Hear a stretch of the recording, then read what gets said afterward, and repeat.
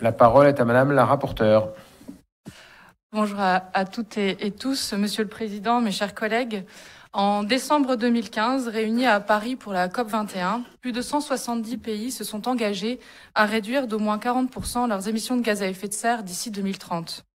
Il était alors question de limiter la température moyenne à 2 degrés, si possible 1,5 degré.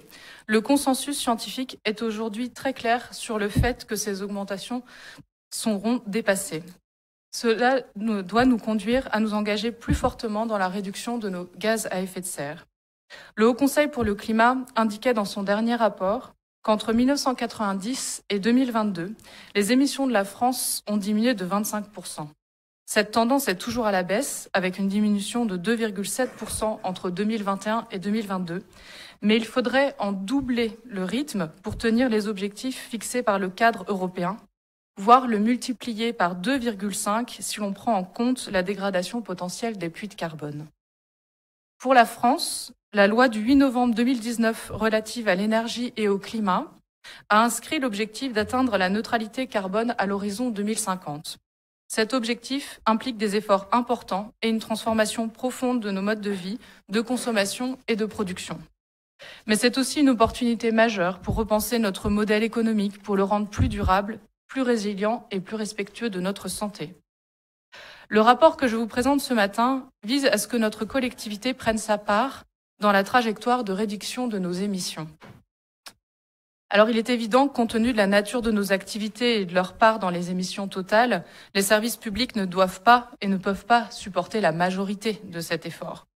Les services publics ne représentent que 10% des émissions, ce qui n'est pas négligeable, mais reste loin d'autres secteurs comme le transport, qui en représente environ un tiers.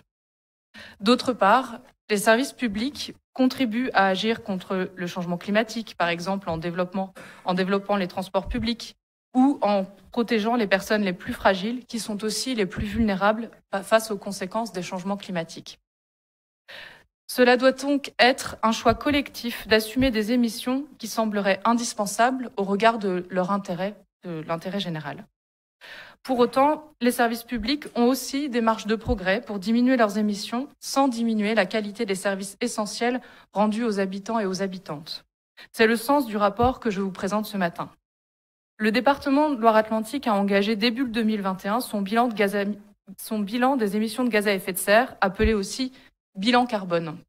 C'est un document, un travail obligatoire qui doit être révisé tous les 3 ans, qui consiste à calculer les émissions de gaz à effet de serre dues aux activités de la collectivité, directes et indirectes, tant pour l'exercice de ses politiques que pour son fonctionnement interne.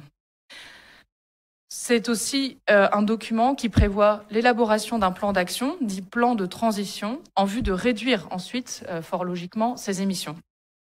Nous avons fait le choix plus exigeant et qui demande plus de temps d'intégrer le scope 3 à ce bilan, selon la méthodologie de l'ADEME.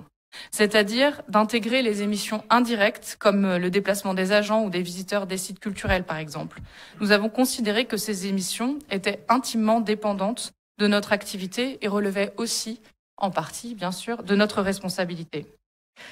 Les premiers résultats de ce bilan font apparaître que les 2 premiers postes d'émissions de gaz à effet de serre pour le département sont la restauration scolaire des collégiens et l'entretien des routes, avec chacun plus de 13 000 tonnes équivalent CO2 émises annuellement.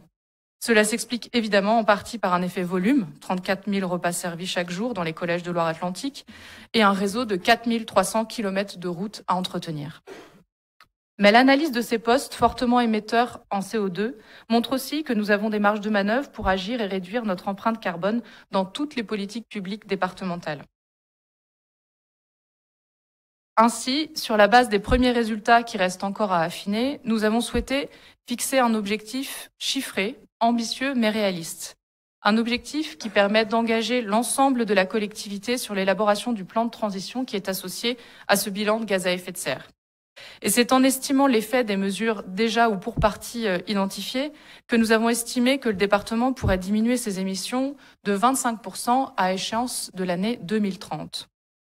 Notamment, les repas dans les cantines, faire évoluer la nature des protéines qui y sont servies, lutter contre le gaspillage, le changement de motorisation des bacs de Loire qui est d'ores et déjà engagé, l'entretien des routes avec des critères carbone dans le choix de nos prestations, des actions sur le patrimoine immobilier, le déplacement des collégiens ou des agents, la stratégie numérique responsable, etc. C'est le cumul de ces hypothèses plus détaillées dans le rapport qui rend cette analyse et cet objectif crédible. À noter, cet objectif est similaire à celui pris par d'autres collectivités comparables, comme les conseils départementaux d'Ille-et-Vilaine ou de Gironde, avec lesquels nous avons des échanges techniques. C'est donc sur la base de ces hypothèses et cet objectif que le travail va se poursuivre au sein de chaque politique publique avec l'ensemble des élus concernés. Nous souhaitons parvenir à un plan d'action qui sera soumis à votre approbation en début d'année prochaine. Et parce que l'atteinte de cet objectif dépendra nécessairement de son approbation par l'ensemble de la collectivité départementale, ce plan d'action sera associé à un plan de mobilisation pour les agents et pour les élus sur ces enjeux.